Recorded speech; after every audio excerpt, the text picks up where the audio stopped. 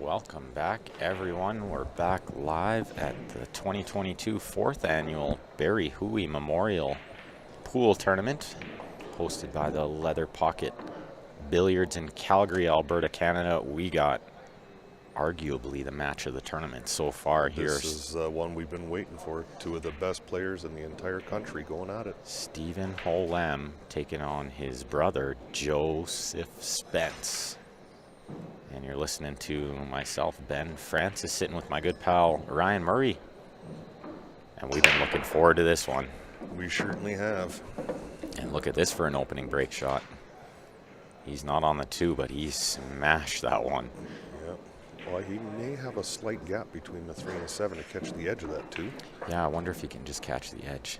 He's got such good control of the cue ball. He could probably feather it past the 9. Stay up underneath it. He's eyeing up the 3-ball combo. It's go time, he says. Yep. Thank you. So we are live on Facebook and YouTube, guys. Make sure you chat along in the comments and be sure to share the stream on the Facebook and click that thumbs up on the YouTube for us. Streams are always free, so that's all we ever ask of you, of all you ladies and gentlemen out there. Yeah, you can tap the like button, you can Hulk smash it, whatever you feel. That's right. It's free to do that.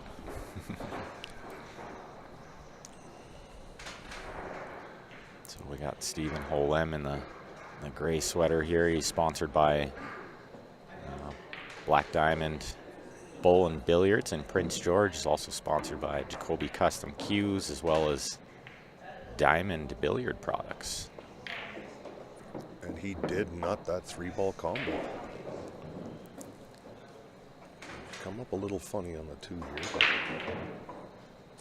But pretty thin, right? Hard to hold this one. I look for him to just kind of play safe and run in behind the 7-3 here. And I would usually think that, but he played a 3-ball combo for the opener. This is true. I wonder if he loads this with inside spin and tries to either catch a rub of the 7 or just go straight into the 3. And it looks like that might be what he's doing. Lots of inside juice here. Oh, he played your shot. Oh, he played the bank. Banked it. Yeah, he played the 2-way. What a great shot. What a smart shot. Yeah, he's still come up a little bit funny on the 3, but this should be no problem for Stephen.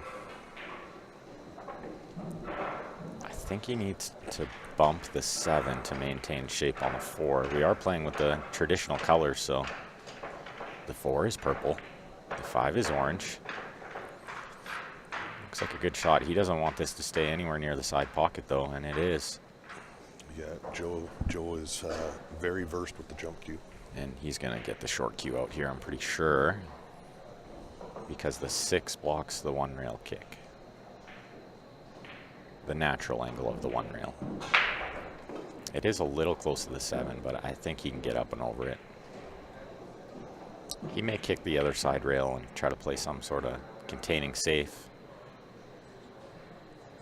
Kind of kicking the 3 towards the top left and hoping that the cue ball stays underneath the 4-6. Maybe get the 3 up to the top rail. That way it's containing even if you get the cue ball wrong. But I am surprised he didn't contemplate the jump here. He didn't even really look at it, you know? Maybe he's just not comfortable getting over the ball when it's that close. Only about a ball width away, right? Yeah, and with how much power he'd have to hit it with, if he catches the 3 thin, he brings the scratch into the top corner possibly into play. So. And looking at the table outside of the screen, that's way closer to the 7 than it appears. Absolutely. Yeah, on the screen it looks like he's got maybe a ball and a half, but it's actually a ball or less. So you can kind of see what I was saying here. If he gets the 3 correct, he can afford to get the cue ball wrong. Yep, absolutely, and he's played a good containing shot there. Yeah, very smart. We're going to see some very, very high-level 9-ball here. Both of these young gentlemen are playing arguably the best pool they've ever played in their life. Seem to be in their prime, you know? Absolutely. Yeah, they're 2 of the most feared players in the tournament scene down here, that is for sure. That's right. Well, and Stephen snapping off 2 of the 3 Canadian championships this year, so he's one of the most feared in the whole country right now. Yeah, and he didn't miss getting the 9-ball by much. It was him and my good friend Eric Hjorlifson in the final of the 9-ball as well. And that kind of tells you, oh, look at this shot. Oh, he's left it. And that the fact that Eric, that was the first time he'd won that tournament, Right. tells you how hard it is to win 2 out of the 3 events. Is unbelievable Yeah, that's performance. crazy. There's only one player to win all 3, and it's not Alex Pegline. That's how hard that is. Exactly. It's John Mora. John Mora, yeah. Nobody else has ever done it. So that's how good young Holm played, but Joe is actually the favorite in this tournament. I believe so. He's coming into this tournament as a slight favorite, and I mean very slight, over Steven. And we have Stan on the other table in the other semifinal, so I mean, Well, Garvey played very well yesterday. He was stuck by Kung Dao down 5-0 and came back and won that Hill. So yeah, what a match that was too. What a grind. So Joe showed us there how tough it is to control a ball when it's in the jaws of the pocket. Very, very hard to control the speed. And he let it fly and lost the cue ball quite a bit. Now he's got a real tester. But I think in the first game of the match, I think we'll see him go for the pot here. If it was, 5-5, 6-6, we might see him try to find somewhere to hide. I think early in the match, you kind of got to get it going. yeah, you want that lube that arm. Look at this by Joe Spence. Well, and here's the value. You make that shot in the first game, and now you're feeling great. Yeah, suddenly you're just feeling awesome about the match, right? Absolutely. After rolling in that shot. Comes to the right side of the 7 so that he can fall nicely on the 9. Should be 1-0 Joe, and we are playing alternate breaks here, racing a 9. And Joe would love to break Steven's serve right here.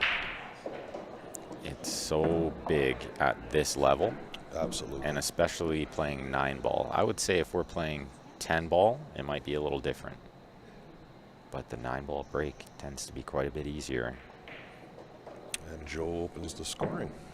So somebody on the Facebook saying, Steven's saying, and Corey's saying it's laggy. Yeah, sometimes the Facebook isn't as clean. We are live on YouTube as well, so it looks to be a little better over there if you guys want to go check that out.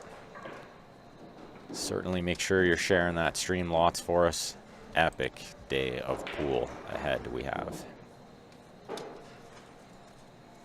And a big shout out to Larry Walper for all the hard work he put into making this tournament the great success it is, and trophies this year for the first time, as you can see there. Nice little glass trophies, as well as the cup, which has the winners and runner-ups from each year on it, which I think is super cool.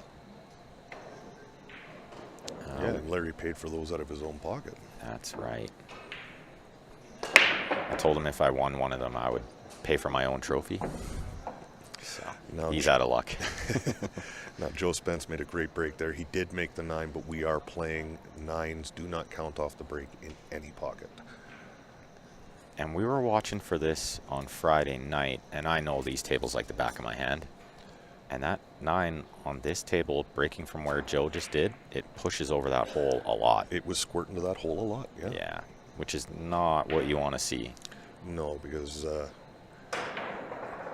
if it hangs up there, yeah, the last thing you want to see is early 1-9 combos, 2-9 combos. That can be so frustrating. And it works for both players. Don't like it, the player breaking or the player not breaking, because if you break and you happen to not make a ball, now the 9's hanging, right?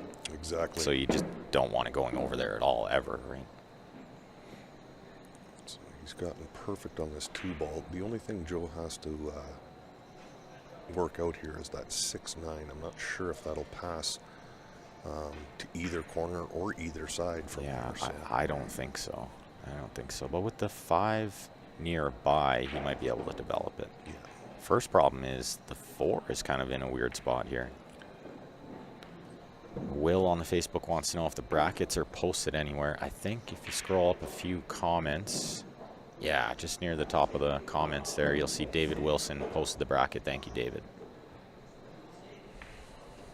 And Doris Larson, thank you for tuning in. And everyone else watching, appreciate you all. So he elected to draw that high on the 3 so that he can develop the 4 ball here. That's a smart shot by Joe. So I wonder if he goes into it or if he catches the 3 really thin and tries to land underneath the 4. Yeah, because the 4 from where I'm sitting does pass the 8 ball up into the top right-hand corner. Well, and the sweet thing about that is if you land funny, the safety is like super easy, Oh, right? it's automatic, yeah. Yeah, so if he lands on this 4 and doesn't like it, he's still going to have options. Just got to see it. I think he's going to draw into it. The angle to land below it is a little tricky. Yeah, it goes into it. Yeah. Oh, nicely into it. It rolled, got away from him a little bit, so we're probably going to see Joe look to hide here. So I wonder if he sends the 4 all the way up table and uses the 5, 7, 6, 9 as the blocker, or if he just keeps it simple and uses the 8 for cover. I think he's going to go with the first option. I like, yeah, creating more distance as well as the safety. Yeah, that's a smart shot. Yeah. Oh, it Doesn't almost want leaked that to out. leak out. It almost did. Steven's going to get the short cue here, almost certainly. Almost certainly going to be jumping this. If anybody watched that tournament from Austria, he made one of the greatest shots anybody's ever seen on TV. It's a jump kick off the side rail past the side pocket. It was Yeah, the most wasn't that incredible? unreal shot I've ever seen. He took a bit of a flyer at it, but It certainly worked out. oh, I couldn't believe it. Sitting in my chair watching it, I was thinking, man, if he makes this, it's going to be one of the sickest things you ever see. Like, I had that feeling that he might actually make it. It's funny that when you catch that feeling, eh? Yeah, sometimes you just know. Yeah.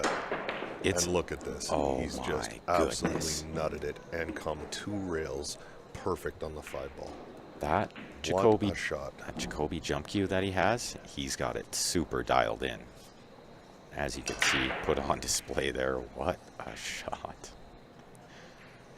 Oh, I think this is going to be a juicy match, Oh, Ryan. absolutely. I'm so glad I'm sitting here watching this.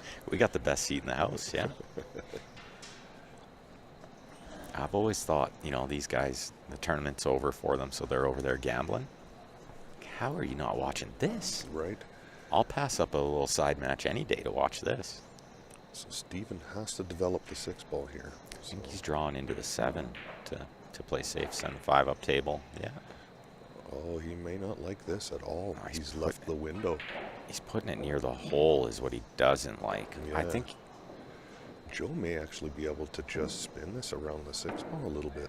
the I problem, mean, there's no value because he's not going to be on the 6, a shot to nothing, as they say, yeah. but there is a good safety. Ball up table or contain underneath the 8. There's Yeah. a lot of things he could do if he can manage to find a way to pot this 5. He's jumping here. No, he's swerving to the end rail, coming in behind it. Yeah, that is the other shot too. If he gets in behind it and kicks the 5 ball up table, but I think he can just with a little bit of swerve here. I think he pots this.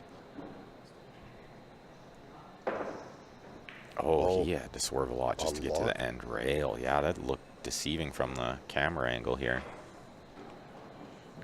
Ooh, Shirley's calling the match. Final score 9-8, but for who? Oh, that would be exciting, right? Give the crowd what they came to see. Yeah, a hill nail biter. So I wonder if Steven loads this up with inside and tries to break that 6 out. I think he pretty much has to. Yeah, at this point. That's almost like a free swing at it, as long as you don't hook yourself, right? Oh, that's the worst thing that could have happened for him, I think. He did kind of get the worst of that. Yeah. I think he might be able to thin this a couple different ways. Try to just keep it contained. Maybe he has Yeah, enough he's to just use the gonna- 9 for cover. Yeah, he's just going to thin this enough to push the 6 behind the 9 and bring the cue ball 2 rails down below the 9, I think. Seems to be just about the only way you can escape this and stay safe.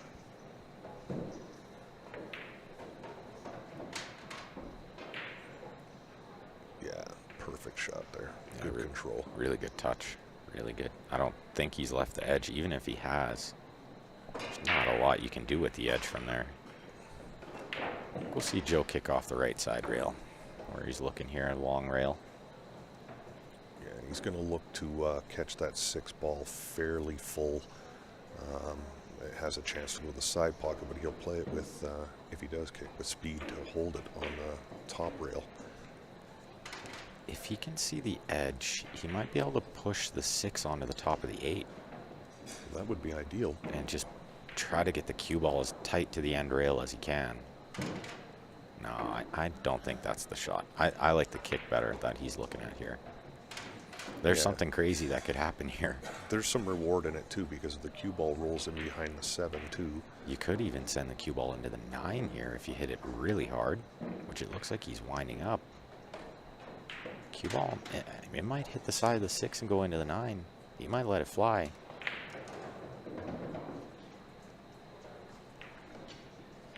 Oh, what great control. Yeah, he's come up a little unfortunate there. Yeah, I thought he hit it really good. You can see these guys won't bash at those kicks too much. There's not too often that they just let it fly. Usually they play it with good control. Somebody wanted to know the score in the Garvey Stan match. I think it's 1-1 over there. I think Garvey won the first game, Stan won the second. They're on the loser side. Oh, Stevens missed it. These are big moments, right? These are big moments early in the match. Yeah, and I don't know if Joe can see that whole ball. Steven got a big time jelly roll there. Yeah. Big time. To miss the pocket by that much and land safe is pretty fortunate. Yeah. Oh, he's thinking about jumping. Joe's got the air rush, and he's got that thing super dialed, so this distance might be pretty comfortable for him. You just got to watch he doesn't get too big of a bounce here. He's going to land like almost onto the 6. Yeah, he almost has to land the 6 for sure. This is the shot for these guys, you know. They jump so well, you might as well try to make this and get out. No point trying to kick safe. You don't have to. How good is that? Unreal. Oh, we knew this was going to be a good one. And we've already seen each player make a huge jump shot. We've seen a couple of kick safeties. And you would have, if he had a little bit more of the edge of that 6 ball, you probably would have seen a bank corner, because Joe plays one pocket really well, so knows that cross bank shot by route as well. Yeah, if he could have seen the edge, he definitely would have been playing the bank with a bit of a two-way cue ball. But what a jump shot! That was incredible. He's got to bear down here, though. This isn't a gimme, so you've got to take advantage when you make a big shot like that. And he did. He speared that. And I love that stun run through rather than trying to roll it. Oh, yeah, you can't be rolling that one that distance. That's terrifying. Yeah. So Joe with this 9 ball for an early 2-0 lead. He is in top form, as we mentioned, Mr. Spence. We got our man Mike Burton with Mike Burton Home Team. Go check out his website, mikeburton.ca. You can see all the fancy properties that he's got up there, and not just selling. They buy as well, so definitely check him out. Huge supporter of Alberta Pool, so we're big fans of Mike Burton. And a heck of a player in his own right.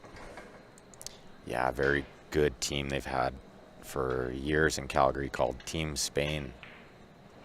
And they've won lots of tournaments, and they're arguably like the most fun team ever. Yeah. They wore tracksuits one year, gray tracksuits. They show up to the match, and then they all unzip their tracksuit, and their tearaways come off. Oh my goodness. Oh yeah, they're right into it. Their team photos are always super funny. It's like 4 of them holding one guy in their arms or something. One guy's laying, or it's always something funny. See, as we talked about again, Steven has snapped that 9 ball into that same corner. Yeah, it's going straight in. This is not ideal. This This is not what you want to see. Didn't get kissed. Nothing happened. It just went straight in. Yeah, I don't like that at all.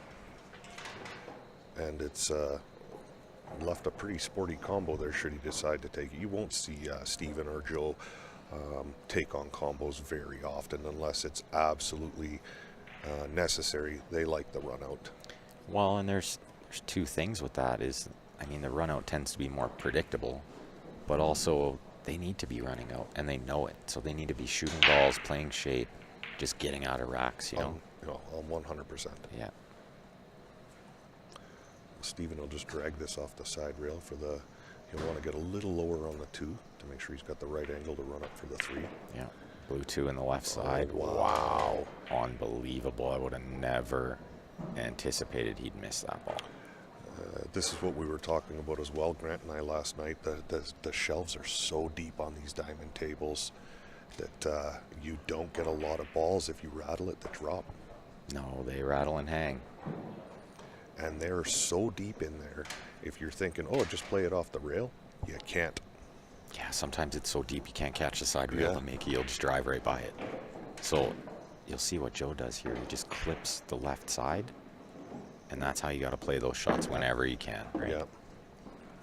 Because they are so hard to judge. And even you can see there, he came up quite a bit short of where he wanted to came be. up well short of where he wanted to be. So he might power draw this all the way back to the side rail where he's at and back out to the left side of the 3. Yeah, I think that's the only shot. You don't want to risk coming down into that 6-9. And this is where, like, the power of the carbon shaft is so handy. You can draw the ball so effortlessly. I don't know if he has angle to go up table. I don't think so, right? I don't think so towards either. the 6-9. I don't think that's there. No, he took your shot. Look at how effortless that is. It looks like he barely hit the ball. Yeah, Joe has switched over to the Revo, and the power transfer in the Revo and the technology that's gone into that shaft is just second to none. Oh, it's unbelievable. I was telling Jeff, I said, I think I'm a Revo snob now. Right? I kind of look at other people who don't play with it, and I'm like, well, other than somebody like Eric who likes the high deflection and whatnot, but I'm thinking, how could you not play with this? It does all the work for you. Absolutely. So this combo, he's on a good angle here, just because you don't want to be straight because it's easy to lose the 4 on the bottom rail. So we may see him play this with a touch of inside, spin towards the end rail. Yeah, you see that? Because he knew the 4 was going to leak to the end rail. So even the shot before, when he played the 3, played it very smart. A lot of players would land straight in on that combo. Yeah, and or try to hold it. slow roll it and hold it. But yeah, on those you definitely have to control your second ball and your cue ball. There's a lot going on that shot. So that kind of shows like that Joe is not just playing really good, he's seeing the game really well his too. vision is incredible. Joe's pool IQ is off the charts. And it's getting better every day. Yeah. And he's putting in the work, which is something I love to see, is when players, really put in that full effort, not just on the practice table, but life in general. Absolutely. He's been exercising more, eating better. Yeah, I mean, Joe is half Super the size focused. he was 4 months ago. Right? And it's paying off. 100%. And I love that because it's such a good example for other players. Yeah, it's If given they him more stamina in the tournaments. And Oh, which is so key. yeah, So key.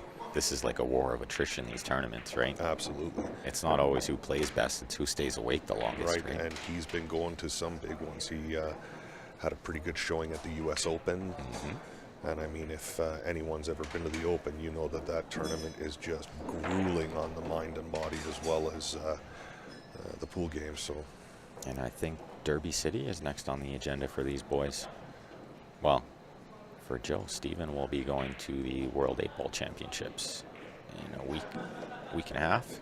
yeah, and I look for it's only Steven a to week, put in yeah. a good showing there. Steven is a very accomplished 8-ball player. So, Oh, very much so. Back-to-back Canadian 8-ball champion. absolutely. Joe with the 9-ball for 3-0. I don't know if I would have predicted this. Yeah, me neither. So let's keep an eye on that 9-ball when he breaks, see if it shoots in that bottom corner again. You'll probably see Joe might be a little cold. I know he likes to play in a sweater too, but he is sponsored by Jam Up Apparel. So you might see a fancy Jam Up shirt at some point today from Mr. Spence. Make sure you go check them out, jamupapparel.com. They're always releasing new stuff. Very innovative. And they got all kinds of stuff on there, not just shirts. And they have recently changed their fit pattern out there. So if you have bought Jam Up apparel in the past and you're thinking, it's a bit big for a large or a bit small for a large kind of thing, they've changed up how they've done their patterns now. So an XL is now an XL. If you wear an XL, you order an XL. And they have a nice sizing chart on there too with the measurements, just to make sure that that you get the size you want. You see the cue ball get kissed right in the top corner there. Yeah. He controlled it pretty well. He was cut breaking it, and he sent the cue ball to the left side rail, and it just got double kissed into that top left. But what I did like there was he broke from the other side, so the 9-ball stayed where it's supposed to stay. Yep, absolutely. I would look for both of them to probably switch to that side because they're going to recognize the 9-balls pushing over the hole or going in. They don't want to see that. No. The other thing is with that 9-ball going in and now it spots, and they don't want that either. Yeah, there's no chance of... It can spot funny and type of ball and do something weird, right? Yeah, especially if there's a little cluster of balls left in the center there, so... That's right. Rhonda Strong in the house cheering on Stephen Holm. For everyone else just tuning in, appreciate you all. Make sure you're clicking that share button for us on the Facebook. Click the thumbs up on the YouTube. We're live on both. And we are following along with the chat on both if you guys want to comment along. Ryan and I are always happy to answer any questions you got about the game or the players, the format, the history of the tournament, all that fun stuff. Stephen got on the right side of the 2-ball here, so he'll just float through and leave himself a nice angle to drop on that 5.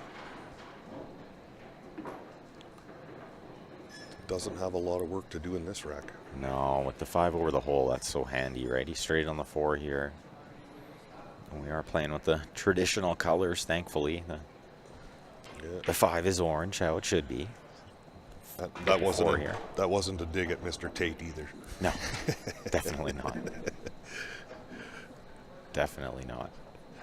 That was a dig at whoever's idea was to use the purple 5. Yeah, that was just heartbreaking. Yeah, hard to watch, right? Yeah. And for any of you who are wondering what we're talking about in the U.S. Open, Joe Tate had Shane Van Boning on the ropes and breaking for the hill and shot the wrong color ball because he's used to shooting a purple 4 ball, and in that set the purple ball was the 5 ball. Yeah. So it was heartbreaking for Mr. Tate. He took it like a champ, though. He sure did. He gained a fan there. Like, I was already kind of a fan of his, but he gained a bigger fan because of the way he dealt with that. Me too. Oh, 100%. man, just like wise beyond his years, he showed with the little post he made about that after. Yeah. And he is a junior player, so I mean, he's the future of this sport and already that much of a gentleman. It's exactly what this game needs. Absolutely, yeah, absolutely. And he's getting some really good experience in the last year or two, so he'll be a force. Look for him to be on the Mosconi Cup team possibly in the next few years, right? So I would think maybe as early as next year. Really, eh? I do think that's very possible, yeah, because he's just been tearing it up on the scene, beating some really top players, and I think they need to bring that young blood in. So. I think so too, develop that.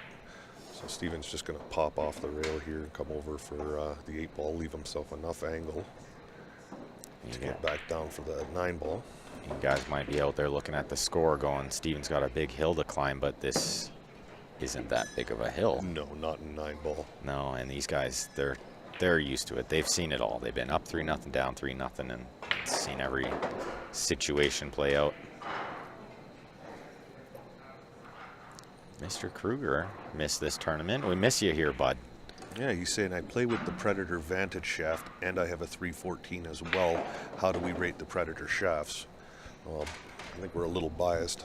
Yeah, we were just talking about the Revo too, but yeah. You can't go wrong. Buy any Predator product and match it up on any cue, or if you match it with a Predator cue, you will be very happy. Even before I switched to Predator, I always said, you know, they're always just going to be the best in the business, right? They're always going to be the most innovative and the, you know, coming with the newest technology all the time, and they support the game a lot is another reason I think people should buy into their stuff. I believe so as well. They really invest in the game. Like the player we were just mentioning, Joey Tate, he is a Predator Pro sponsored player. Yeah, just keep your eyes open when you're watching any of the next pro events that you catch. I would say 3/4 of the field has a Predator patch on their shirt now. Well, the craziest thing was the U.S. Open, which we were just referring to as well, was 7 of the final 8 players were Predator pros. Yeah. And all 8 of them broke with the BK Rush. So that tells you everything you need to know about the break cue, but also how good the product plays. Exactly. 7 out of the final 8. Steven puts himself on the board, and he needed that game. As I was saying, 3-0, not so bad. You know, 4-0, 5-0 starts to become too big of a hill to climb, right? Yeah, because we are playing alternate break, and these two gentlemen are not going to give up very many of their breaks. So. That's absolutely right. So let's see if Steven switches sides here. I'm very curious. Does he stay the same side and let that 9-ball keep going in the hole, or does he switch sides? I've noticed, too, that Steven not only plays with a 2-inch extension on his cue, but he also puts one on his break cue as well. Yep. Had the pleasure of trying to figure that out in Austria. Yeah. I don't think I've ever seen one on a break cue before. Yeah, there's the BK Rush break. See the 9 kiss over near the hole again. Yeah, he unloaded on that, but he caught the side of that. Too much cut. Yeah, he didn't get that square. So too much cut. He's probably looking to cut it a little. Definitely not that much. Yeah, he's come up dry here, and I don't think it's hard to tell if the 1 passes the 4 into the corner. I think it should. Yeah, I'm sure it does, yeah. There's another example of Predator products is Steven is sponsored by Jacoby, but he's breaking with the BK Rush. Yeah. So Joe will just draw this back for the 2-ball. There we go. Yeah. And Joe Spence is off and running.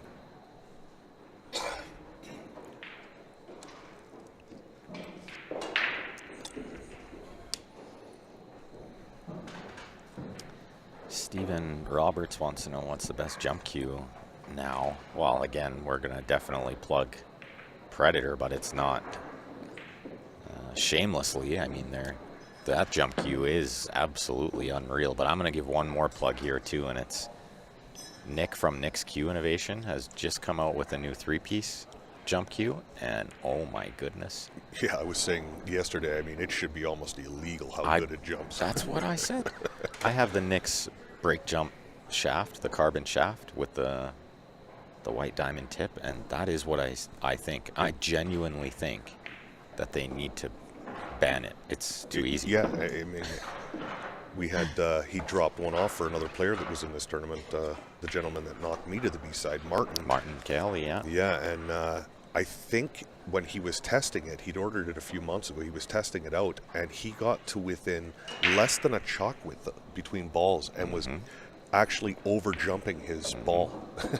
And there's a video, if you can find his Facebook page, Nick's Cue Innovation, there's a video of Eric testing it, and he was like landing on balls. I know, it was unbelievable. Yeah, like balls that are frozen, he would jump and land on the top of the ball behind.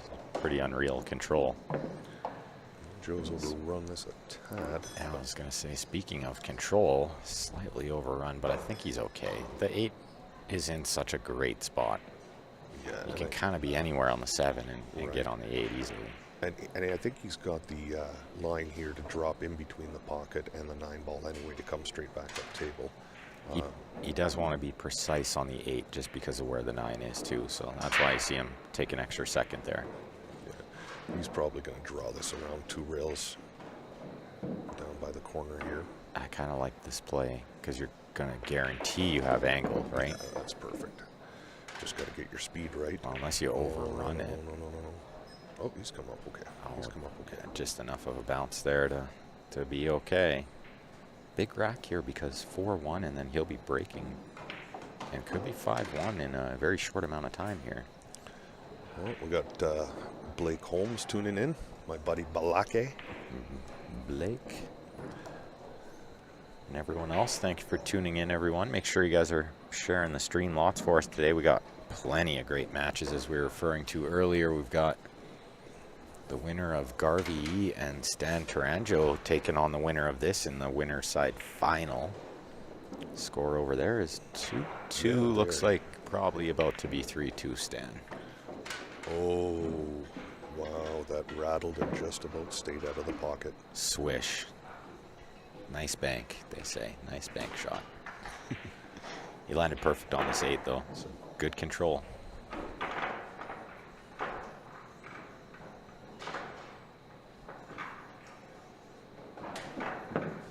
Thanks for sharing, Gord. Appreciate it. And yeah, Blake, if you're missing the jumper we were talking about, it was the air rush and the Knicks. Highly recommend both. Joe Spence coming to play. Kind of always loved this picture. This was the first year I was on the team. It was a pretty cool time. Steven put on the jersey and shot the winning ball, and I was like just on cloud 9, you know. It was pretty neat. Yeah, so from right to left, we got Joe Spence, then Ben, then Barry. No, Steve. Steven, yeah. And Johnny. then Johnny Paypompey and Eric Vargas. And then PJ. PJ. Some of PJ. Yeah.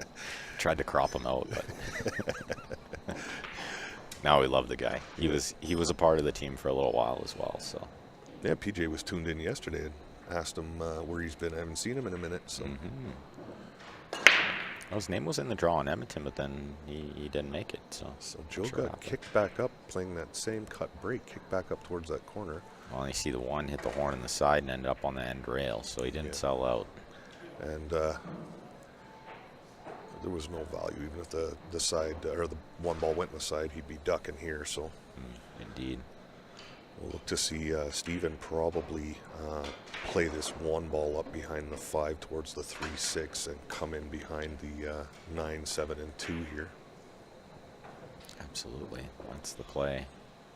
Well, he's going with the leg. He caught the double kiss. And he got a bit of the double kiss. I think he's going to be all right with speed, though. I think he got away with absolute murder there, to be honest. And he's certainly not going to like his next trip to the table. Usually when you catch a double kiss like that, the balls end up close together. They don't often separate like that. And even 1 millimeter harder on that kiss, that one ball would have been right over by the corner pocket, too. But I think Joe is just going to stun this and suck it in behind the 3-6 here. And Steven will be in a world of trouble. This is a delicate one, but yeah, I'd favor Joe getting into the 6. Yeah. Yeah. He tried one leaked out. Snuck out a little bit there, but had the one ball speed perfect. So Steven tried that little up and down safe. I wonder if he tries it again or if the double kiss maybe shook him a bit and he plays something else, which is usually the case. It looks like he's loading up with some right-hand English here. He's playing your shot behind the 7-2-9. Yeah, I like that shot. Yeah, me too. Oh, I think he's caught this too thick. Well, it's a couple times they let it get away there. Yeah. This could be, I mean, I hate to say it, but this could be a little nerves from Steven here. A little bit shook being down 4-1 early here. And not just from good play from Joe, but he's made a couple of mistakes. Uncharacteristic ones.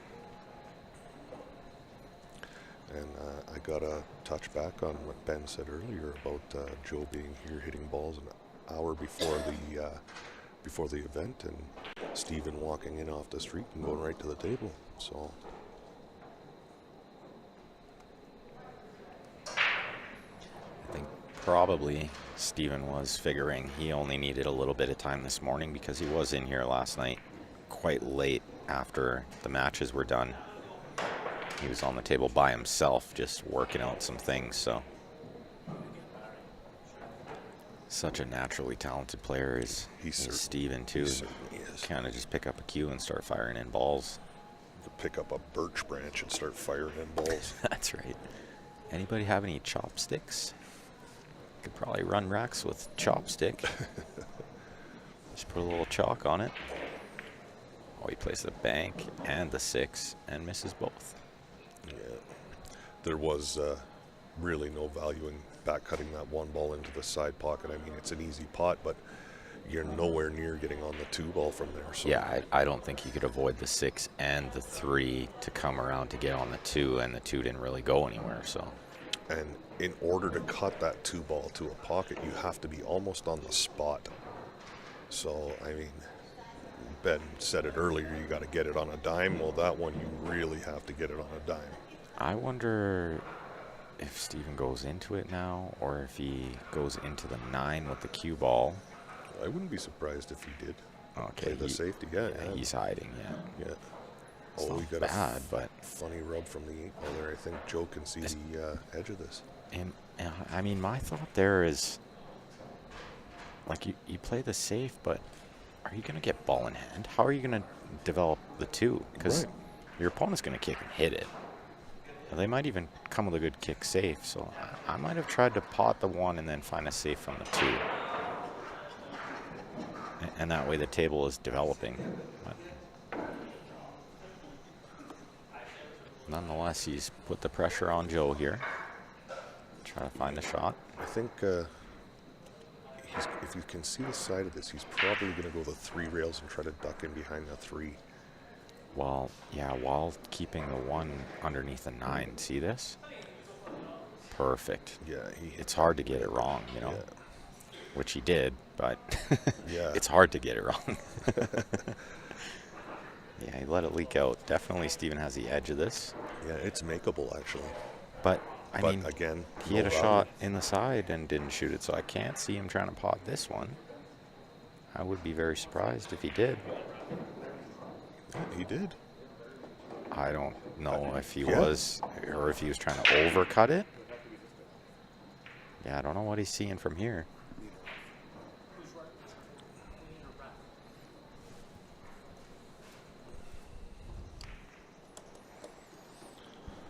Right. Maybe he's just going to try to chip off the outside of the 2-ball here and leave it kind of behind the 7.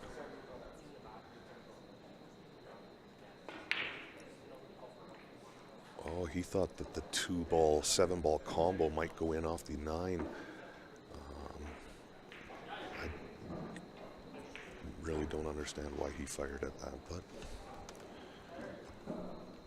that brings Joe Spence back to the table. He's going to have to put a stroke on this ball. He can't really go around the table, so I look for him to just absolutely spear this 2 in with some draw and come off that rail and get somewhere up about the head string line.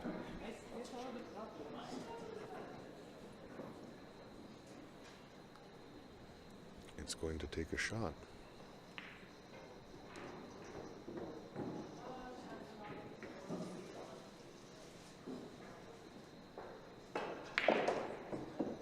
Wow, he really went after that.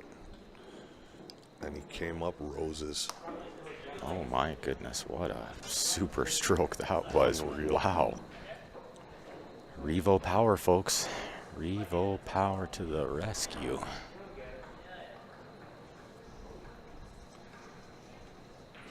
All right, well, he's a little thin here, but he'll be thrilled to be here.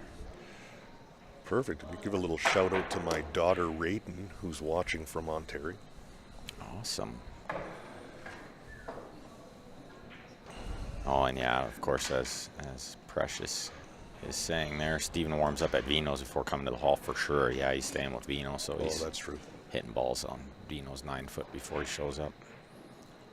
And even, you know, players of that ability, they don't need much time to warm up. He only needs like 10, 15 balls, and he's in dead stroke, right? Yeah. Well, Joe caught the 9-ball there, and he was not expecting that. He was trying to zigzag back and forth to get under the 4-ball. Yeah, he was just trying to barely miss the 9 and come around a couple more rails, right? So what does he got here? I think he's looking at banking this because the 6-ball makes that pocket a little bit bigger if he plays to pro side. But yeah, the other thing the 6-ball does is maybe becomes cover if he hits the 4 off the right side rail. Absolutely. 2 rails underneath the 6 and put the cue ball underneath the 9-5, sort of. Because he can stop the ball right there for the 5 ball. It's kind of almost a natural bank. Yeah, maybe just go for it here. I don't mind that. Oh, he had enough to try to sneak it into the side. Wow, okay. I think he always knew that the only way he was missing that ball was overcutting it.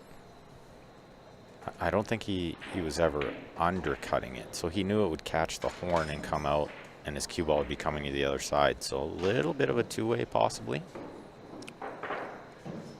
And he's left Steven a tester here if he tries to cut it down.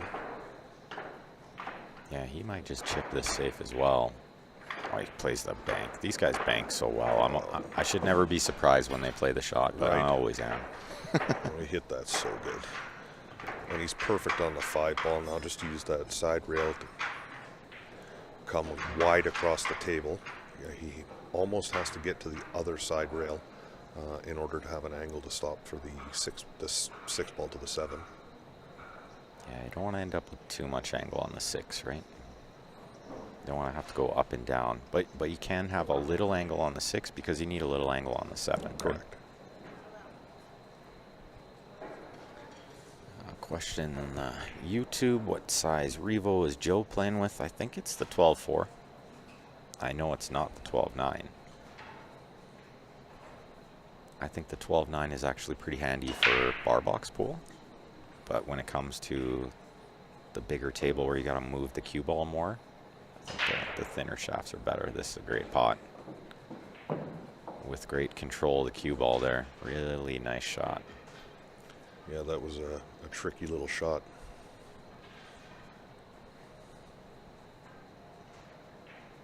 He definitely made it look way easier than it was, right?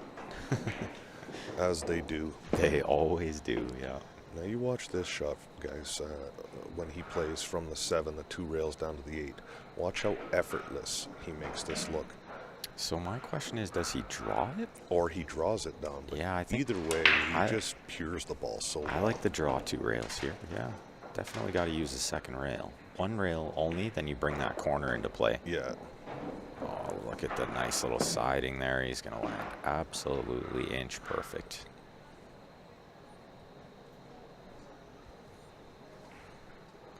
Jaworski in the YouTube chat too. Yeah, I see you there, pal. People always bring up the, from VNEA last year when the guy didn't let me put on the jersey and shoot the shot. Right. But I'm like, oh man, we beat that horse so many times. Like, I'm just, it's over, right? Yeah. Moving on. Moving on. Steven with this big 9 ball here to cut the deficit to 2. Yeah, this was a huge rack for Steven. Falling down 5-1 to Joe Spence is certainly not something anybody wants to do. So. Oh, it would have just been too big of a hill to climb, I think, with alternate break. So another one of my favorite pictures. These guys all gathered around one year at LP to watch the final from Vegas. Pretty cool. Can see Hooey there, 3rd from the left.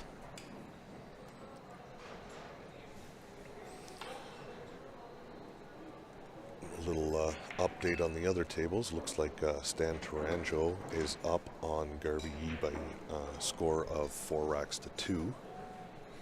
Carlos snapped off Genman Hill over there, and now he's doing battle with Eric, and I think Eric's up 2-0. I'm not sure 100%, but I'm about 90%, and it's 2-0 Eric. Yeah, that was a good match to watch between Carlos and Genman from Medicine Hat, and Carlos coming in from Red Deer.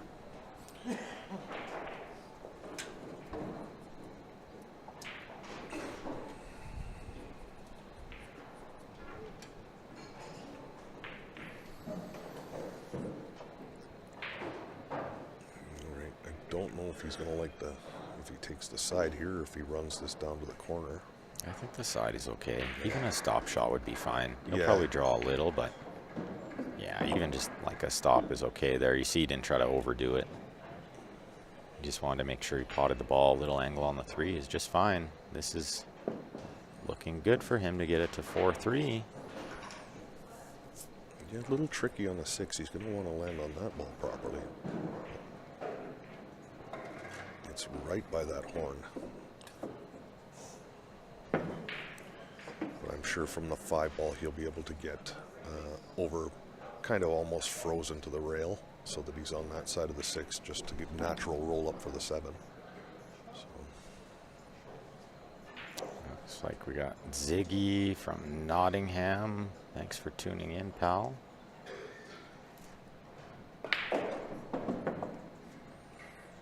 Yeah, he hit that really well. Yeah, how good was that? That's pretty good stroke there. Great chance. I'm curious if he plays the 6 in the side or the top left. I think he'll play the side. Camera angle can be a little deceiving. That's probably closer to the pocket than we can tell.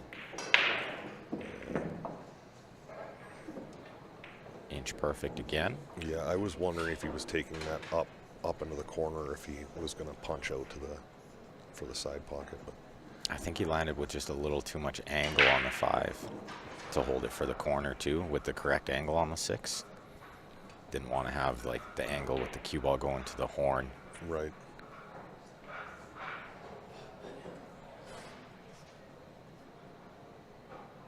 Jackson says his pony's still warming up.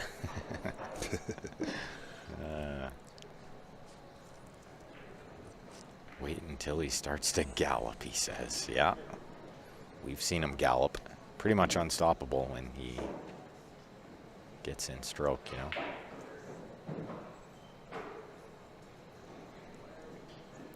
And Roman wants to know, are these guys actual brothers? Yeah. Yeah, they sure are. They grew up together.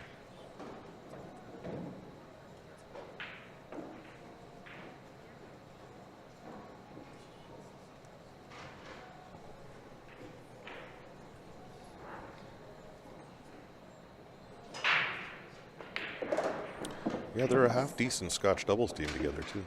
Oh, yeah. Can you imagine? Can you imagine? I've never seen them play Scotch together, but I imagine it would be terrifying. Yeah, that would be incredible to watch. Norm wants to know how many still left. We're down to 8. Down to 8. So I'm actually curious. You know what? Does the loser of this match go to Eric's bracket? I don't think so, right? Because Joe just played Eric like a couple of rounds ago. Yeah, and Eric Wood is in the bottom half, so Right. we'll switch up. So would switch, yeah, okay. That's kind of a big note in this tournament, you know? Yeah, they probably wouldn't meet till the final of the B-side. So That's right, yeah. I would really, you know what, if anyone else is out there looking or listening and sponsors these guys, I'd like to see Joe and Steven go to the World Pool Cup. Championship or the World Cup World as a Cup team. of Pool, yeah, I mean, yeah. we haven't had much success. I mean, we've tried with Johnny and Paggy Lyon, and I think Jay Klatt's even gone up. I think the and best partnered up. success we had was semifinal, Yeah. and you'd never guess who it was. You'd guess one of them, Alain Martel. Yeah, it was You'd never Elaine guess his and- partner. What? I can't remember. It was Edwin. Oh, that's right. Edmund Mantel. Just the weirdest combination ever. You'd never think those guys would gel from polar opposite sides of the country, Absolutely. and yet they got to the final. I think they Yeah. were runner-up or semifinal. They were close anyway. I was on the plane there one time. Then I got off the plane and never got back on. Long story short, it's Cass's match at. Looks like 1-0 Cass playing Rick Glenn over there. Yeah, and Stan Taranjo has opened up a big lead at 6-2 over Garvey. And while these guys are on break, I'll just flash up a couple more posters. We got bounties on all the Barry's team members this tournament. We would have had Mark Vinogradov instead of Cass Burns there, but Mark Came down with a little cold, so he wasn't here on Friday, so we swapped him out with Cass, who also played on Barry's team a little bit. But I like that. Pretty cool little addition to the tournament, right? Yeah. Yeah, so one of these guys is going to pick up an extra $25. That's right. That's right. And if one of them happens to go undefeated, they can win their own $50. That's pretty cool. Yeah, it is pretty cool. And a couple more of our great sponsors here, of course. Mike Burton home team, great supporters of Alberta pool scene and Calgary pool scene. Great guy, heck of a player too. Make sure you go check out his website, mikeburton.ca. Don't just buy a home, invest in a house, or don't just buy a house, invest in a home. That's right. Shout out to the guys and girls here at Leather Pocket for hosting the event. Absolutely, yeah. The staff has been really great here. Personally, I've been coming to Leather Pocket for about, oh wow, I'd say about 20 years now, close to 20 years. And it's like my home away from home. The owner is a gem of a pool room owner, definitely by far the best pool room owner I've ever come across in this game. Yeah, Len is a lot of fun. Super guy. I mean, the examples keep coming, but you know, we used to have like 4x8 Connolly tables, and then we were like, well, diamonds seem to be the new thing. Can we get diamond tables? He's like, yeah, sure. So we get some 7-foot diamonds, and we're like, you know, we'd love to have 9-foot diamonds. Yeah, he's really like, invested. sure. Yeah, We'll go get you some 9-foot diamonds. We said, you know, Lenny, the cloth is a little worn. We could, you know, it'd be nice if we had some new cloth. And he's like, yeah, sure. Yeah. And it's been one thing after another, you know. The players, they want something, and he wants to keep us happy. So absolutely, the equipment here is just always in top form.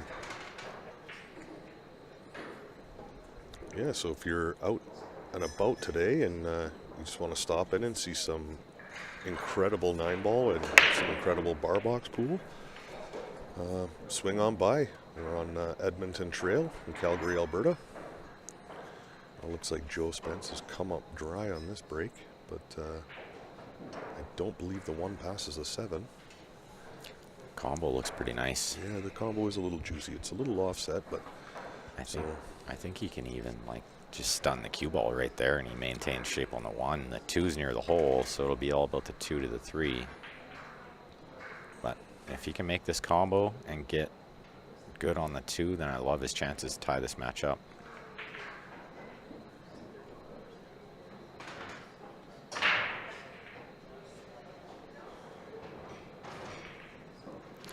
Stephen Roberts remembers a Pro-Am he's guessing 5 to 6 years ago in Canada somewhere with Alex, John Mora, SVB, and a few others. Possibly the one that was in Halifax. I'm trying to think 5 to 6 years ago. Was that a CCS event, or was that when the Canadian championships or whatever were held over there? Yeah, I'm trying to think what that event might have been. I know they had like Torsten Holman and a whole bunch of good players in Halifax. Yeah, it was like about 5 years ago. Hosted 5-6 years at Dooley's, ago. right? Yeah. That might have been the one. I know we had something in Calgary, but it was something like, I'm going to say about 16 years ago. Yeah. When we had like Earl and Johnny Archer and Alex Pagulayan and yeah, I wish I was living here for that event. They played a big event at the Olympic Oval. And yeah, it was before my time. I mean, I was playing pool, but I was knocking balls around. I've never played junior leagues or anything, so I wasn't even aware the game could be played at that level.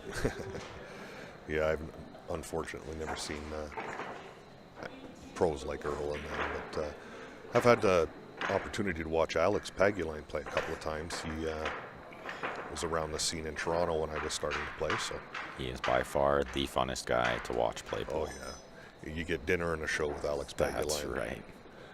So. As predicted, Steven landed pretty much perfect on the 3. He's come up a little short on the 4, so he's not thrilled with himself, but this is fine. Yeah, he's just looked to hit this with a bunch of inside English and come off the top rail in line with the 5.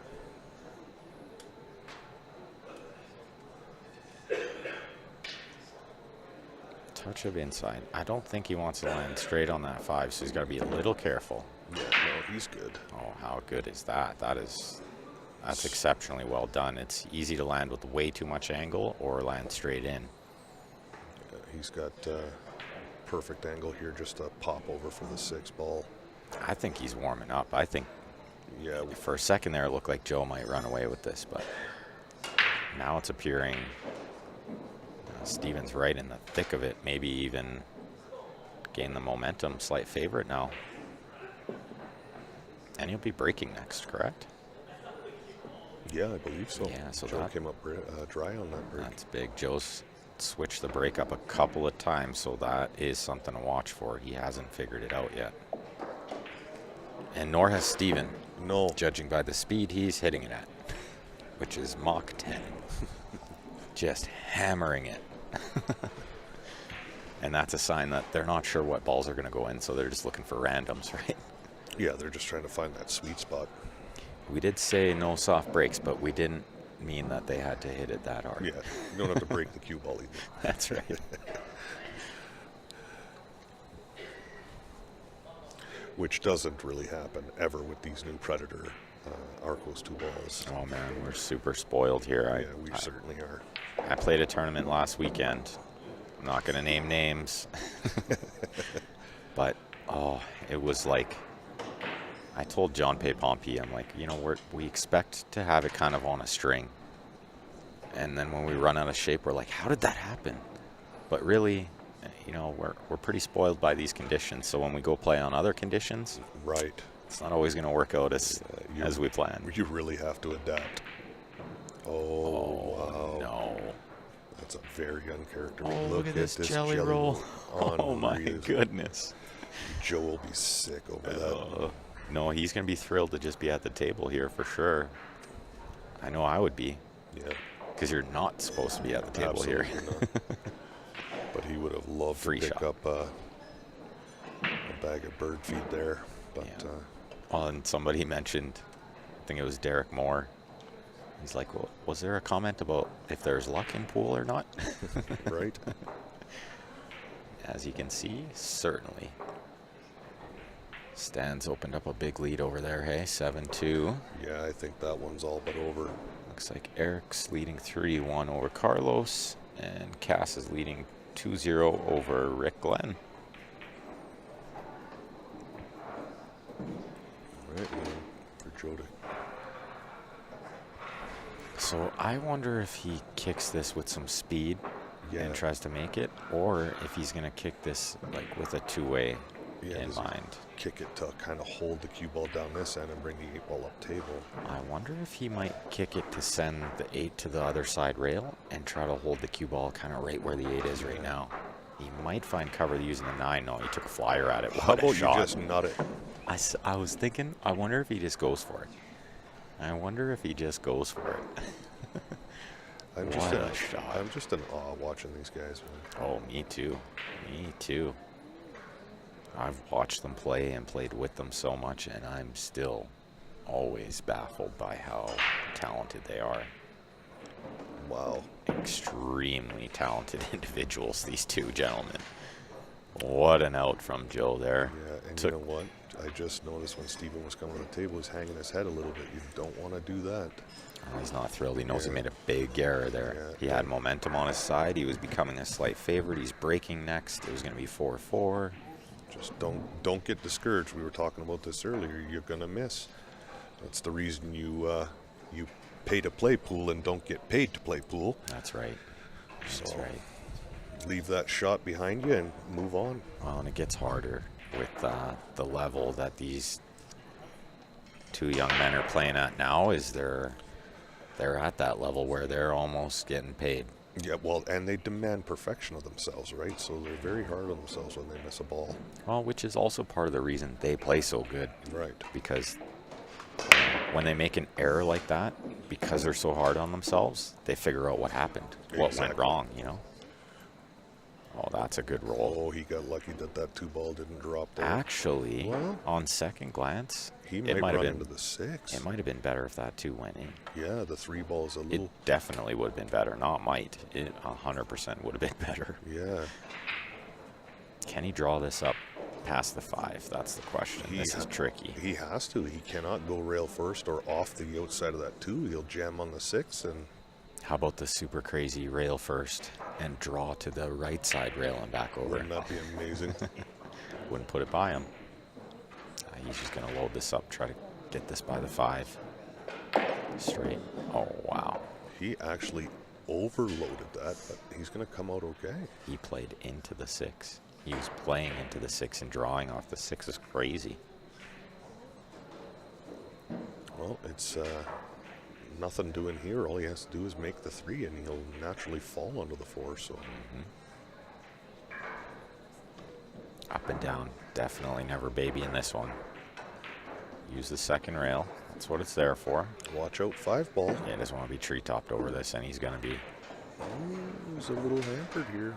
I think he can cue past it, though. Yeah, it just snuck by it just enough, right? Just barely, yeah, because we are playing ball fouls, cue ball fouls, and impeding ball fouls. Yeah, So the impeding ball rule, which is new here. We never played that in Right. Calgary. We always said it was an Edmonton rule. Oilers fans, they got all these weird rules, right? yeah, But I like it. yeah, I do too. I think it has to be a foul. Yeah. Well, especially when people are moving, they're just like, "Oh, I'll just put it back." Well, Yeah, just now all no. of a sudden it doesn't go the way it used to, and yeah, no. And Tell you what, I'll it's like it was in your way for that shot. It's not in the way now, like that I moved it back. It has no factor now, right? But you hit that ball way different than if, you didn't 100%. clip my ball too, right? Steven goes at the bank and Are you makes it. kidding me? These two are just making shots. Oh, He's gonna come need up to do another real one. Funny here. He wanted that cue ball to roll about another foot. Can't I'm possibly not sure that goes. can't possibly play the combo here, right? No way. Why would you? He's eyeing it up though. Or is he gonna just feather the 6 over the rail and come up behind the 8? Like that's not cuttable to the side. Now he's looked at the bank into the lower left. Yeah. And is he spinning the cue ball around off 2 rails? He is. Yeah, this is purely two-way speed with the cue ball, but he's lost the 6 a little bit. Yeah, he was. Anyone watching that, he knew both balls were going to come over to that side of the table. It was kind of a free shot, being that the 6 does not pass the 8. But I'm not sure from this angle that it doesn't. Might squeeze by there, right? It might. Yeah. It didn't from the other angle that Steven had, but Joe's just looking at that now.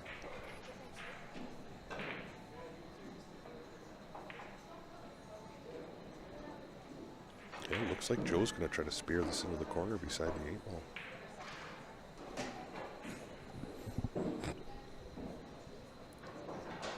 I'll come down and have another look at it. He likes these kind of shots too. Yeah, but he's very good at spearing these draw shots. And the only thing that he might be worried is that left side could be in play if he doesn't catch enough draw. You don't want the draw to delay too much. yeah, he's got to get it above that pocket. Yeah. Well, and because he's elevated, definitely makes both of these things harder, potting the ball and controlling the cue ball. Yeah, he just...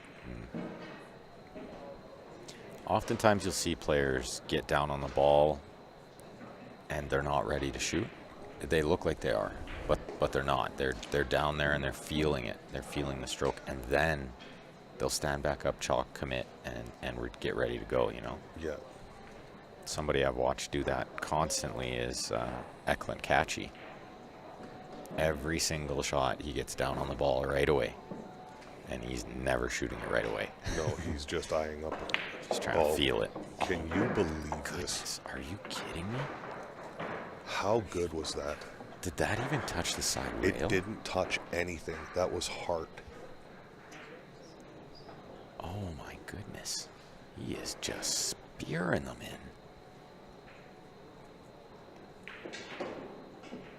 Oh my goodness. What a Yeah, it shot. didn't even touch the side rail. Just right to the absolute heart of the pocket. As they say, are Jason you Craiglia says, entertained? wow, I have to agree. Are you entertained, they say. So it looks like it's now 7-4 for Sten over there. The winner of this match will play the winner of that match. So we got a barn burner of an A final coming up later on today as well. And how fitting is that, are you not entertained when we've got these two gladiators going at it? So Yeah, what a treat. What an absolute treat. Big tournament coming up here, World 8-Ball Championships. Make sure you guys tune into World Billiard TV on YouTube. You'll catch all the action there. Guaranteed to be some amazing pool. 120 of the best players in the world fighting for 250K in the middle. right? Well, that's a good chunk. How cool would it be that a month from now we're talking about Stephen Holm being the World 8-Ball champion? It's possible. That would be cool. Oh, it's very possible. Yeah, that's one game where us Canucks can keep up, right? Oh, 100%. Okay, Joe's made 3 balls off the break here. If 4 trickles in, it's 3. Yeah. But, Good call there. Yeah, that was a good call. Oh, you know, a little bit of gypsy in me. I could see a bit of the future. I think you've played on these tables before too. You just know the speed, right? Oh yeah, that ball's coming around 2 rails, pocket speed in the side. Yep. So he's got a little gap between the 3-5, but there's Yeah, not a lot to do with it. Chip it to the left side of the 9 and maybe try to use the 5-3 for cover, if you can see that. Yeah, and if he can see any part of that 2-ball, he will shoot out a safety. Guys at this level do not like to give up ball in hand. Actually, Sorry, not ball in hand, but a push a out. push or anything. Yeah, Yeah. if you don't have to, you don't push. That's for sure. And I mean, even if they do push, you'll see them push into half ball covers and jumps. And Oh, so looking at the table outside of the screen, he doesn't have full on the 2. He really only has like the edge, and that doesn't do him any good. So he eyed up the kick, and now he's eyeing up the push. Norm wants to know the score between Carlos and Eric. Looks like 4-1 Mr. Vargas, and he's shooting the ball before the 8 to get on the hill. So looks like 5-1 Vargas pretty quick. yeah, so he's made a push out there, and a calculated one being that it's going to be tough if Steven goes off the outside of the 2-ball to hold for a safety. Oh, wow. So Steven didn't even get out of his chair. He just put him right back in. That is very surprising. I am very surprised too. Is that a slight amount of tilting to not even go over and look at it? Yeah.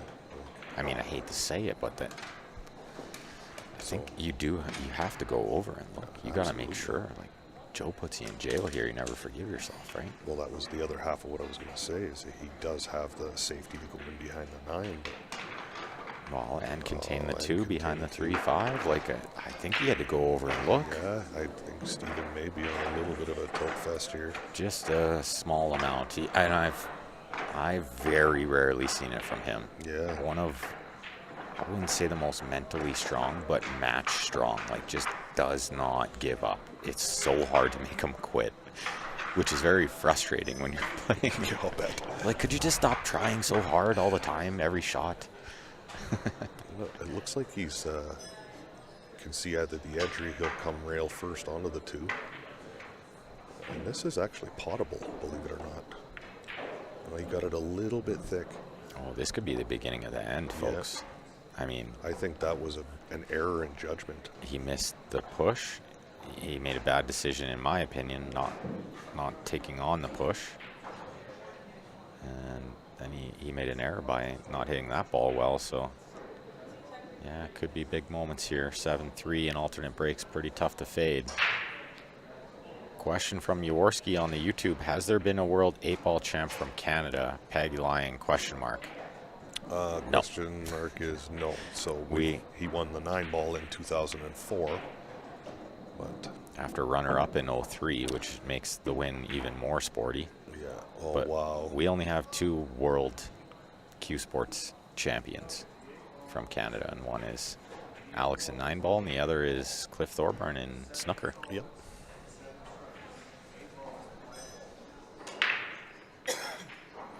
Yeah, Joe's come up. He rubbed that 5 after shooting a 2 and came up real funny on the 3-ball here. And he's just trying to figure out how to go about navigating this little small disaster, I guess. So I wonder if he can thin this enough to get the cue ball 2 rails behind the 6. I don't think so. I don't think that's the shot. I think, you got to go this way. You got to elevate with low right spin and try to get it near the 7.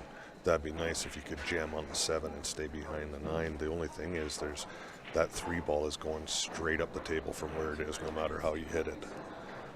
And the reason I would try to get by the 7 and not get delicate under the 5 is I just want to make sure I get the cue ball to the end rail. Yeah, right? distance. He was able to thin that very well. Yeah, he tried to overhit it a little bit. But trying to go 2 rails underneath the 6 like a first call, but that is a really tough shot to judge. Yeah. Super tough. He took the paint off that ball. Well, if there was ever a time to come with a big shot for Steven, it's right now. His winner's side life might depend on it. It looks like Stan has arrived at the hill over there, up 8-4 versus Garvey now. Well, he is digging into this ball.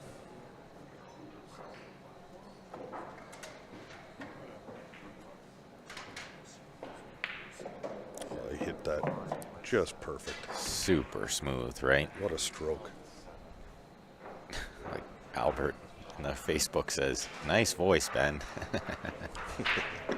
You know who's got a good radio voice? Is the guy sitting next to me right now, Ryan Murray. Always knew it. Just had to get a headset on him. Now he's addicted. Certainly am.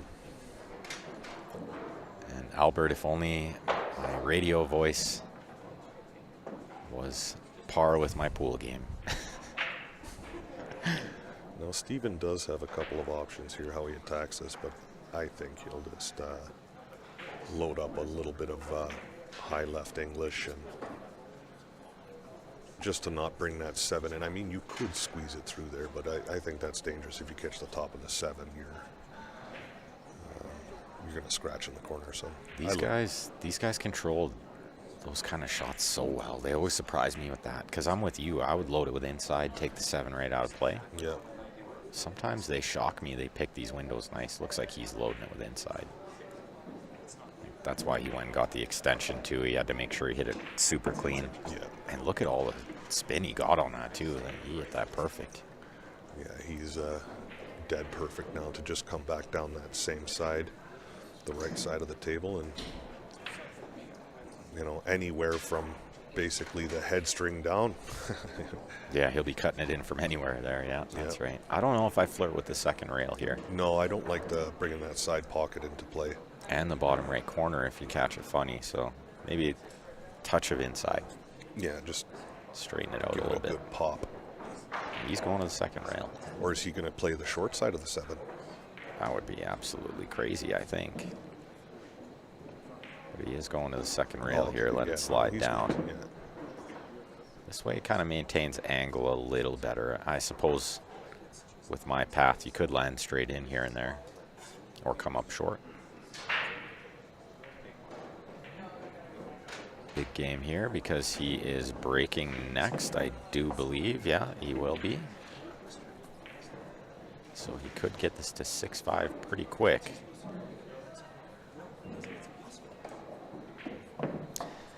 And I'm just going to step away for a quick moment here, guys. I'll leave you with Ryan.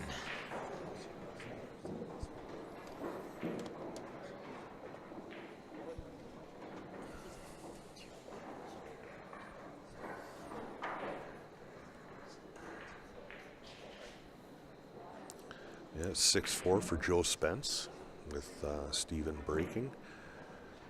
The last few breaks, the 9-ball hasn't squirted towards the corner like it was doing early on in the match. And we were watching yesterday, and it seemed like everyone breaking on this table was pushing that 9-ball right over the left-hand side of the table, right over the corner. So both Steven and Joe have switched up their break to the other side of the table. Joe's been hitting more of a cut break, and Steven's just been smashing that head ball with control. He's come up with another very successful break. Oh, look at this 9-ball. Look at this, folks. Oh, wow. Steven's going to get an early 1-9 here. How crazy is that? 9-ball got kicked straight up table. This is an early Christmas gift for Mr. Holm. Because that 2 and 7 are tied up on rails, so yeah. Wow.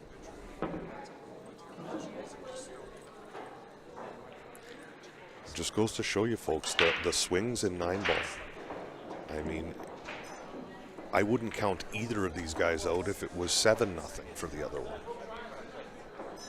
There's just absolute violent swings in 9-ball. So that'll bring Joe Spence back to the table, breaking at 6 racks to 5. And Steven's got to be feeling a little bit better about this.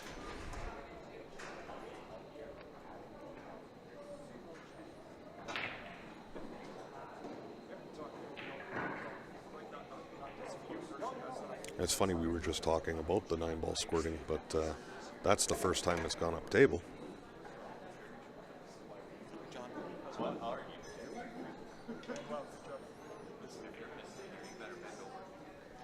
Okay, Joe has switched back to the other side of the table.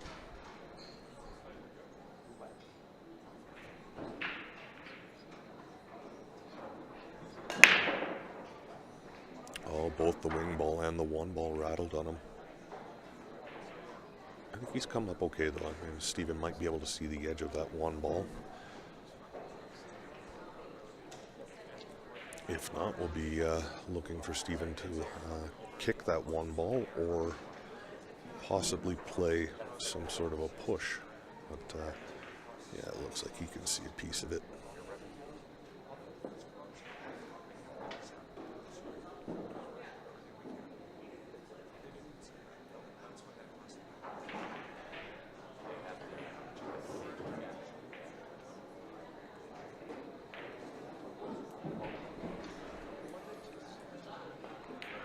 Okay, he tried to cross it over and has not been successful. He's left everything wide open for Joe.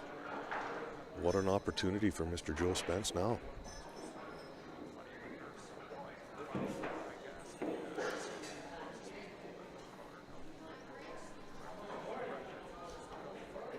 The Lord giveth, the Lord taketh away. So he's got the right angle now to come through that 1-ball off the long rail and get out for the 2-ball. It's kind of the only shot because he does not have a shot to the corner. Or he may put him behind it and he does have a shot to the right corner on the 2, but I can't see that. Yeah, that's the shot all day.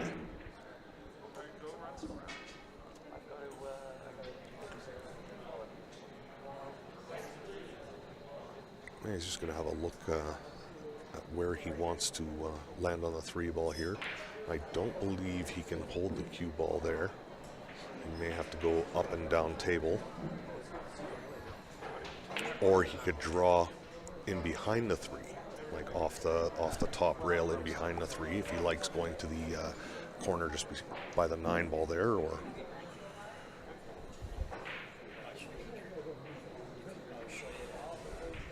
Couple score updates from around the room. Looks like Stan's finished off Garvey 9-4. Eric put a hurt on Carlos 6-1, and Cass Burns is tearing up the field on the B side. He's up 5-0 on Rick Glenn over there. Yeah. Cass looks like he's going to be real tough to beat. He came to play this morning. Wow. What a crazy run through the whole B-side, too. He's just sending folks packing left and right. Yeah, he's been to the B-side since his first match. And he had a nail-biter against Eric Vargas here on the A-side, so...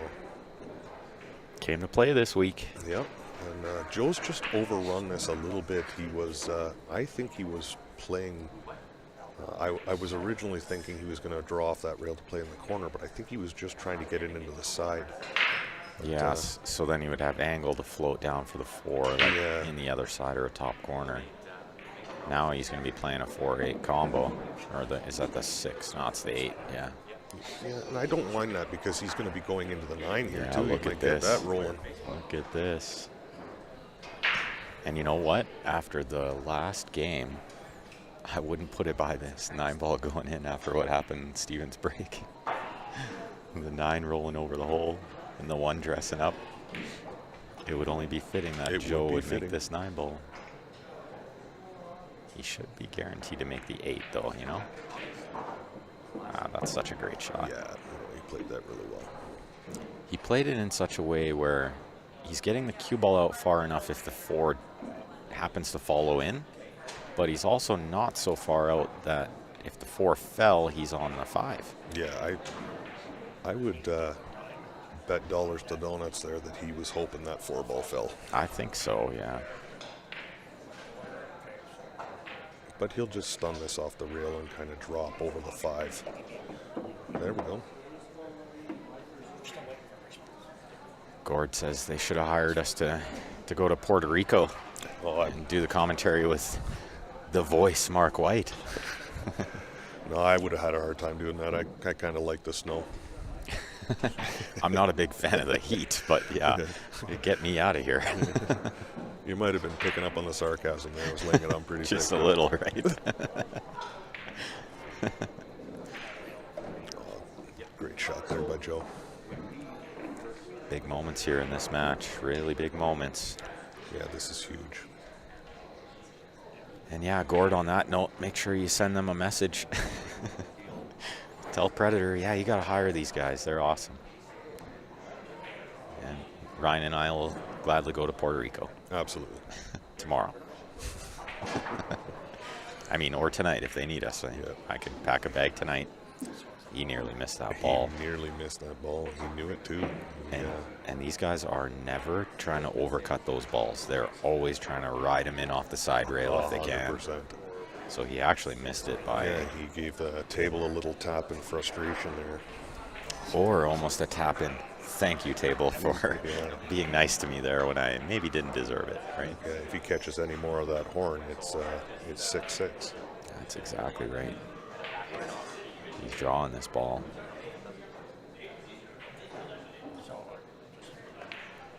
Didn't like going forward, and I can't say I blame him. He didn't hit that much harder. Yeah. He let up a little. Welcome to Chantel, Barry's daughter, tuned in. Thanks for tuning in, Chantel. We were hoping we'd see you at some point this weekend. And it's definitely our pleasure to have this tournament every year. Absolutely. And the players look forward to it every year. So. Absolutely. And Chantel, just so you know, Larry Walper did an amazing amount of work to put this tournament together. He pours his heart into it. And on that note, there's the man himself. And the goofiest picture of Joe you ever see. Yeah. He'd love that we put that one up there during this match, right? He's just missing that filthy Sanchez marker mustache there. That is right.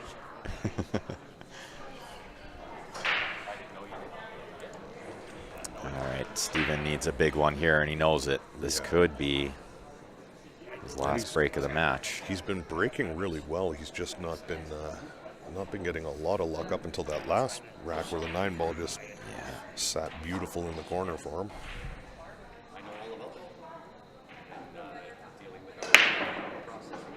There's a good break again. Look at that 9-ball. 9-ball right in the corner again. Squirted right in that corner. But he smashed it. The 1 went straight in, and he was trying to make the 1. So he made 4 balls on that break, including the 9-ball. Only 4. Yeah, weak. Just out there playing 5 ball. We're all playing 8 ball, 9 ball. So, combo? It's going to have to be. Looks I pretty think. close. I don't think he turns it down. Not at this moment in the match, right? No. He's got to come with it. He knows it. And it's a back cut, so he may play safe here. I don't know.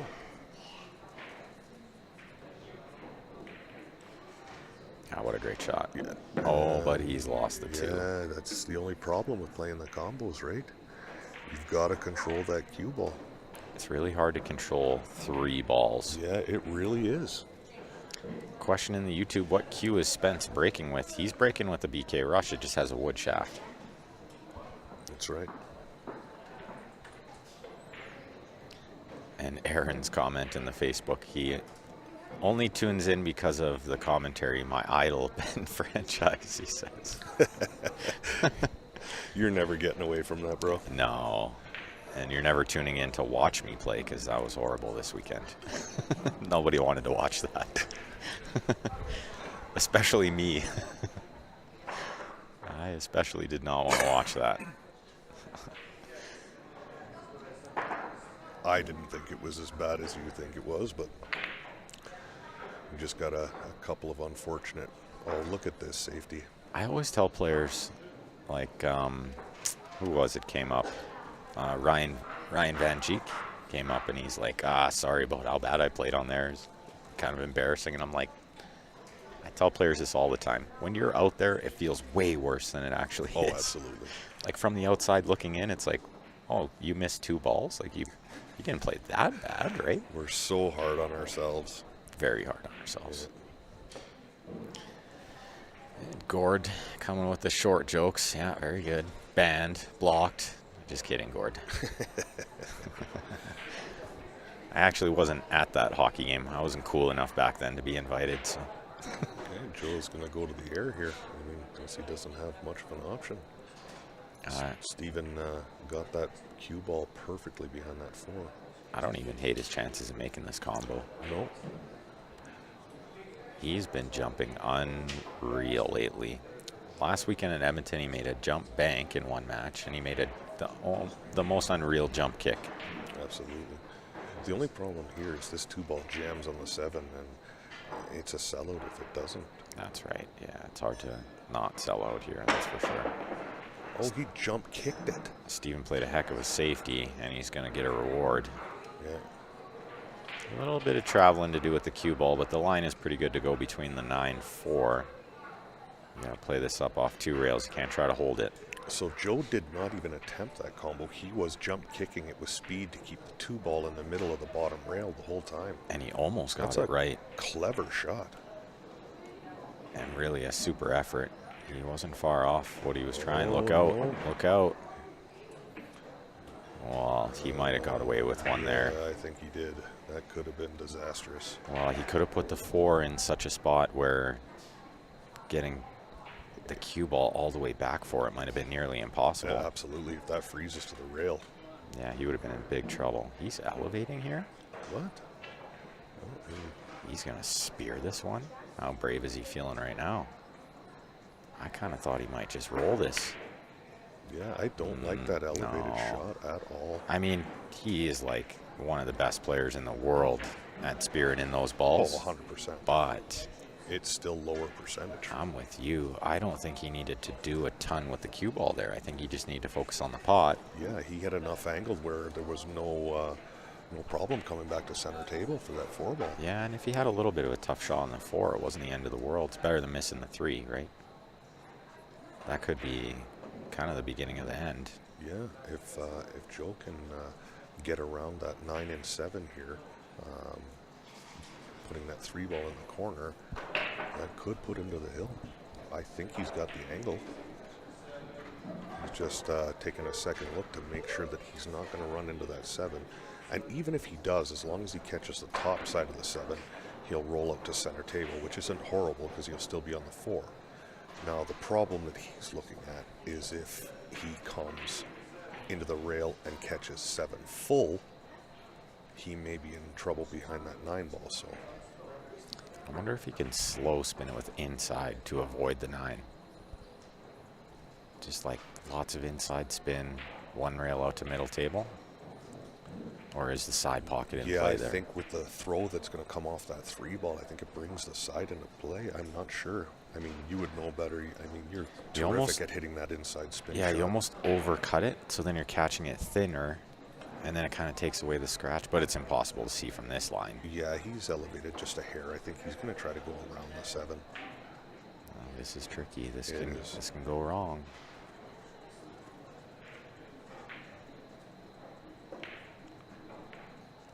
So focused on getting around the 7, he missed the pot. Yeah, and that's what I was saying too. He would have been dynamited even if he catches that 7 on the top like that. So, oh, big moment in this match. I feel like that was a really big moment. We may remember that one because it was, you know, a big error from Steven that wasn't capitalized on. Yeah, and that would have put Joe on the hill.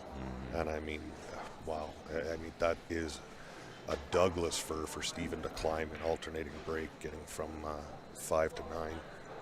Well, so, yeah, you bring up a good point with the alternate break, but I'm feeling like they haven't figured it out yet. You know, so Steven's been breaking well, but at 7-6 is definitely anybody's match. Right? Absolutely.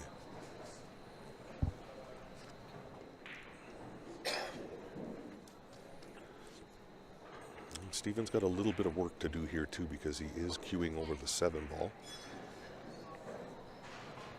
Yeah. And he does not want to touch that 7 ball. No, he's got to be careful.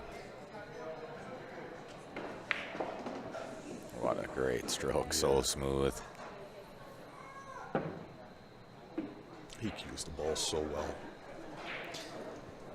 Cody Burns wants to know what's the score with Cass and Rick. It's 6-1 Cass in pretty sporty fashion. He's shooting lights out, that Cass Burns. Wow. Yeah, and we have a finished on the other A side. Stan Taranjo, an 8-4 victory over Garvey. I'll tell you what, Cass is going to have a tough next match. How did that ball go in? Steven just about missed that 4 ball. And he way overran the cue ball. Like he did 2 things wrong there. But he may have overran the cue ball because of overcutting the 4 a bit. Right. Wow. I can't believe that 4 ball dropped. Those usually don't fall. Daryl says we should tell Len to turn up the heat. Why is everybody wearing jackets? It was so hot in here yesterday. So it was. I think they maybe adjusted it a little bit, which is, personally, I'd rather it be cold when I'm playing pool because I'm going to warm up as I'm walking around the table. Absolutely. But playing when it's hot is so hard. Well, the place was just buzzing last night. It was packed. Yeah, when you get a lot of bodies in here, it gets a little warm. I like Johnny Triple P's comment in there in the YouTube. I like spaghetti, he says. Just random. And if you're listening, John, I'm sorry. I let you down. Should have just let you win. Yeah, this is super thin. Yeah. He's caught it thick. Yeah, I knew as soon as he hit it. Oh, and that's, you know what? I don't like to call it early, but definitely it's going to be hard to recover from that if Joe punishes him here. Popped off his chair like it was 270 degrees. Speed walk to the table, yeah. Can't get there fast enough. No, he is licking his chops. I think just left spin here. I don't know if you drag it with bottom. No, he kind of likes to drag it, but yeah, I like just keeping it simple. Maybe a little low left, but not really a draw. Oh, he overcut it. Goodness, are you kidding me? And that is purely because the cloth is still pretty new. So it's a little slippery and it's still sliding in there. We should note because, you know, in the comments, Gordon saying Steven just doesn't have it here in this match. It's not easy playing your good friend, your brother. You know, it's very hard to get your mojo up for it. You know what I mean? And knowing in the back of your mind, keep in mind, folks, Steven is just barely old enough to grow facial hair. Like, you know, he is going to get better and better and better. So he's still a bit young now, doesn't have as much experience as Joe, I would say. Mm-hmm. But in the back of his mind, knowing that you're playing an opponent that will just absolutely put it on you if you miss. I mean, it's tough. You're on a stream table. Yeah, the confidence probably isn't running as high as it would be in some of his other matches, you know? And I'll tell you right now, if Steven was up 4-0 in the beginning, you would see a different Holm. Yeah. I mean, he would just put the gas to the floor. Yeah, he's a very good front runner.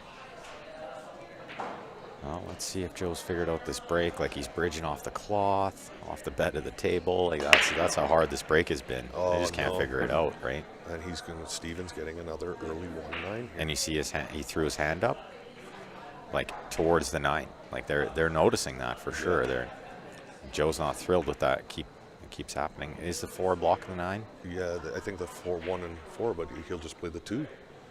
Oh, it might even go by right now. That's so unfortunate for Joe. Yeah, I can't see him trying to run out here. I guess it is a little tough. Like if he lands on the 2, he can just run out, but we'll see what he does here. Yeah, he's going to draw off this one to the back rail beside the 5 and just run the 2 ball. But maybe not, because that 9 ball is almost frozen and it's a couple inches up. So if he catches that a hair thinner or a hair thick, he'll just rattle it. Mm-hmm. So we may look to see Steven run out here. I don't know. I like the point Aaron brings up there in the Facebook chat is, you know, it's not just about Steven not quite on his game, but Joe is just in like top form lately. He sure is. And this match has been another doozy for him. He's put up a good match here. Made some incredible shots. Like there's been 4 or 5 shots that were just out of this world good. Yeah, and like we said earlier, Joe's coming off that win over Steven in the final in Edmonton there a couple of weeks ago. Yeah, they played each other in the A final, and he took him down there. Yeah, see, that's what I thought. He'd just play the 2 onto the 9 here. This but is so missable. It is. This is dangerous. You know what, though? He just went over and looked, saw him put his hand there. He's trying to see if it's frozen. It's not, which makes a world of difference here. 100%. It's that hair off, makes it way more potable. And I think he's going to roll the cue ball up underneath the 4 just in case.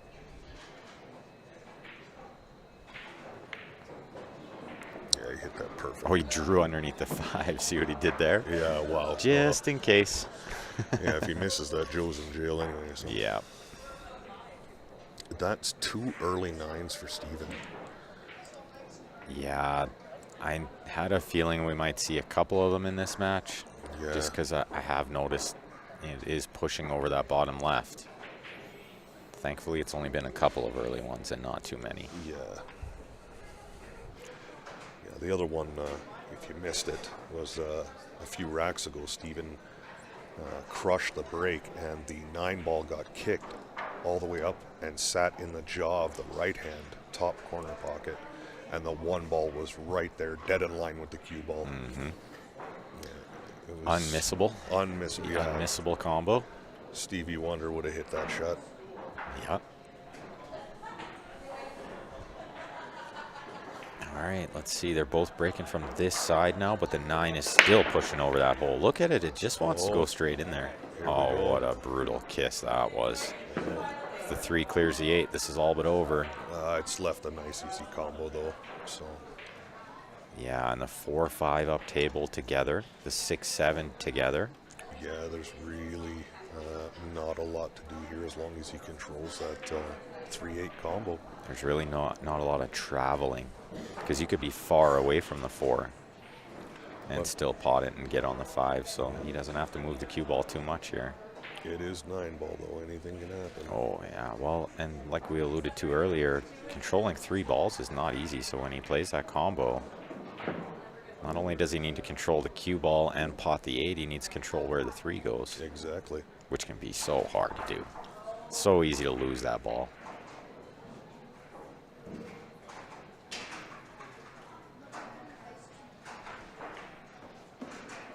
And so I would imagine after this match, we're probably going to swap back over to a B-side match. I would think so. I would think they'll play one round of the B-side and then play the A final at the same time as the 4th place match. I would imagine.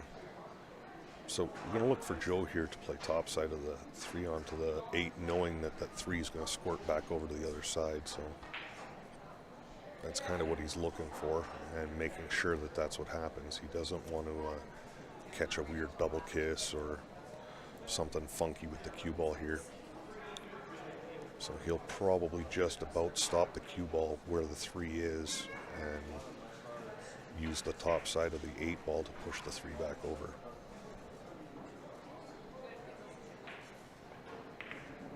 Yeah, just like that. Oh, that is exceptionally well controlled. Really well done from Joe there, and he's got himself a fantastic chance to win this match and move on to play Stan in the winner's side final. Yeah, he certainly wants to get out here. There is letting Steven back in at 8-7. That will be in the back of Joe's mind. Definitely. Yeah, you can't be giving Steven another chance here. You got to close him out now. If you don't close him out now, you probably lose the match. I think so. Yeah. It's that important here, because they smell blood. Yeah. When that kind of stuff happens, you're supposed to be out and you're not. Right. They're like, okay, he can't finish. Because it's the way it works is too is if Joe breaks on his next one dry and Steven runs out, he's breaking hill. He can win the match without Joe shooting again. Exactly. Yeah. And as we've seen, the break's been a major struggle. So Joe will be fully aware of that and putting his entire effort into getting out here, and he's looking perfect. I think he's stunning this one out. Just one rail. I don't think he draws to the second rail because that brings a 9 into play. He just wants to control this. Oh, he did. Oh, he's on the 6 ball next. I thought that was the 8. He comboed the 8. That's right. Yep. Yeah, I thought he was playing to the 7 next, and I was thinking 2 rails dangerous brings a 9 in, but no, 2 rail was the correct path there.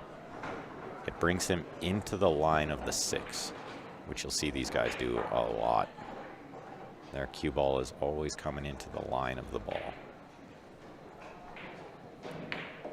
He likes that shot lately. He does. That's He the loves Revo. The Revo draw is just so sweet and so easy to control and so low risk, right? Yeah, I'll tell you right now, it's doable with wood, but not like that. No, you have to reach back a little more, and then it takes away from your accuracy, right? Does he give him this 9?